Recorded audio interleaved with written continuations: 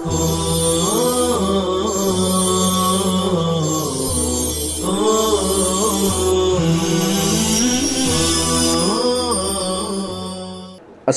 علیکم ورحمۃ اللہ وبرکاتہ۔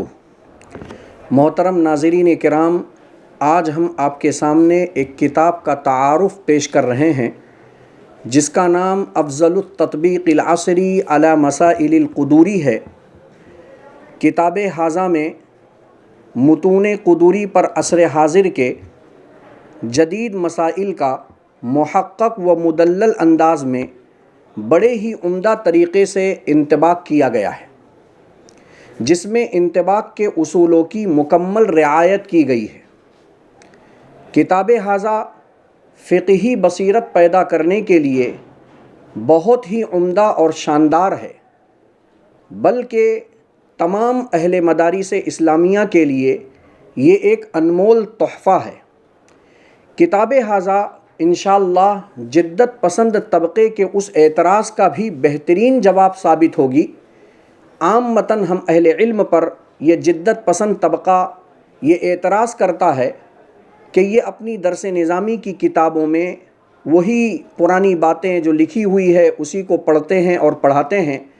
بحمد اللہ اس کام کے ذریعے عصر حاضر کے تمام مسائل کو متون قدوری پر مع وجہ انطباق کے منطبق کرنے کی مکمل کوشش کی گئی ہے، جس کو بحمد اللہ ملک اور بیرون ملک کے تمام علماء نے سراہا۔ جن جن تک یہ کتاب پہنچی انہوں نے بہت ہی زیادہ خوشی اور مسرت کا اظہار کیا اور انہوں نے مبارکبادی پیش کی۔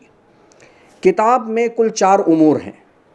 سب سے پہلے رقم المتن، اس کے تحت قدوری کا صرف وہی متن لایا گیا ہے جس پر کوئی عصری مسئلہ منطبق ہو سکے۔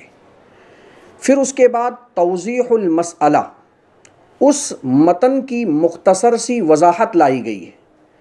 نمبر 3 پر تفریع من المسائل العصریہ، جتنے مسائل عصریہ جتنے مسائل جدیدہ اس متن پر منطبق ہو سکتے ہیں ان تمام مسائل کو دلائل کے ساتھ میں قلم بند کیا گیا ہے۔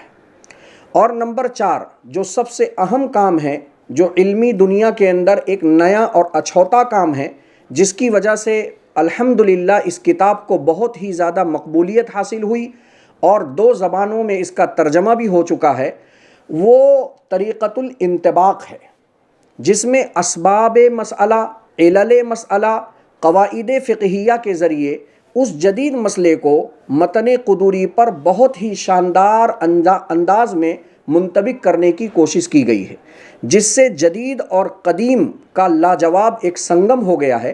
الحمدللہ یہ کتاب اب تک 2 جلدوں میں مارکیٹ میں آ چکی ہے۔